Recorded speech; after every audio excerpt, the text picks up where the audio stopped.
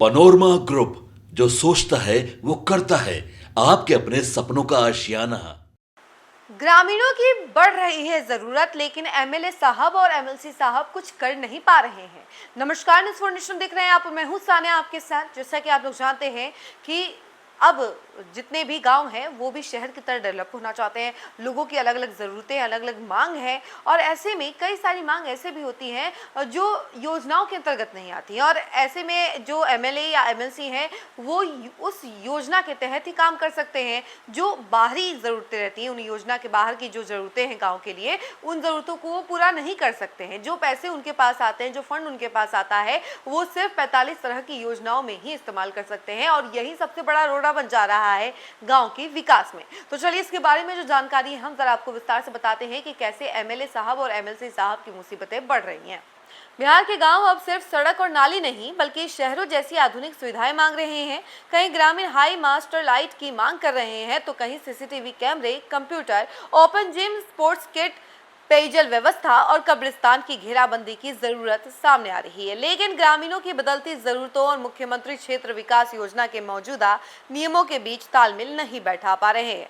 वहीं राज्य के 243 विधायक और 75 विधान परिषद सदस्य अपने क्षेत्र के विकास के लिए हर साल मिलने वाली राशि का इस्तेमाल सिर्फ निर्धारित 45 तरह की योजनाओं में ही कर सकते हैं। यही पाबंदी स्थानीय जरूरत के मुताबिक योजनाओं के चयन में बड़ी बाधा बन रही है। नतीजा यह है कि विधायक निधि की राशि खर्च होने का औसत लगातार नीचे जा रहा है। आंकड़ों के मुताबिक वर्ष 2023 से 24 में 90.62% राशि खर्च हुई थी। 2024 से 2025 में यह आंकड़ा घटकर 85.69% रह गया, जबकि 2025 से 2026 में महज 81.61% राशि ही खर्च हो सकी। चालू वित्तीय वर्ष 2026 से 27 के शुरुआती 3 महीनों में अब तक करीब 20% राशि ही खर्च हो पाई है। मुख्यमंत्री क्षेत्र विकास योजना के तहत सालाना करीब 1272 करोड़ रुपए की राशि उपलब्ध होती है। ऐसे में नियमों की सख्ती के कारण बड़ी रकम का पूरी तरह इस्तेमाल नहीं हो पाना विकास की रफ्तार के लिए चिंता का विषय बनता जा रहा है।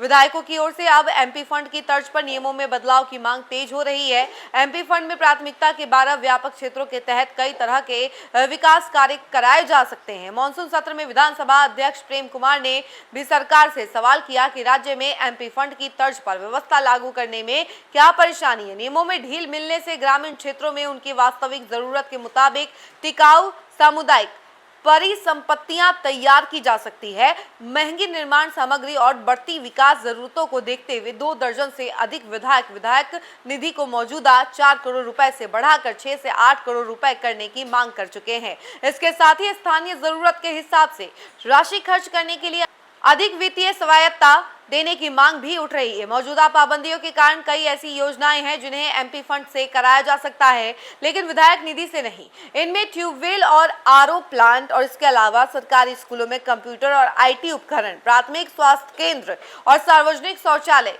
ग्रामीण solar light, street light, solar power plant और वर्षा जल संचयन, छोटे तालाबों का जीर्णोद्वार, ओपन जिम, स्पोर्ट्स उपकरण, सीसीटीवी कैमरे, शमशान कब्रिस्तान की घेराबंदी और किसानों के लिए बड़े वेंग मशीन जैसी योजनाएं शामिल हैं। अब सवाल यह है कि जब गांवों की जरूरतें तेजी से बदल रही हैं, तो क्या विधायक निधि के नियम भी वक्त के साथ बदलेंगे?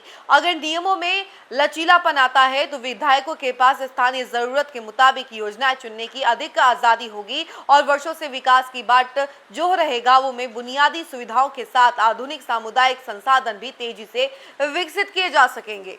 तो देखिए, इसी वजह से जो एमएलए और एमएलसी हैं उनकी मुसीबतें बढ़ रही हैं। वो लोग टेंशन में हैं क्या करें क्या नहीं करें, क्योंकि जो राशि है वो उसका इस्तेमाल वो 45 जो योजना है उन्हीं में कर सकते हैं। तो इसी वजह से थोड़ी दिक्कत आ रही है। फिलहाल इस खबर में इतना ही। ऐसे तमाम अपडेट के लिए जुड़े रहे हमसे और देखते रहे न्यूज़ फॉर नेशन। धन्यवाद।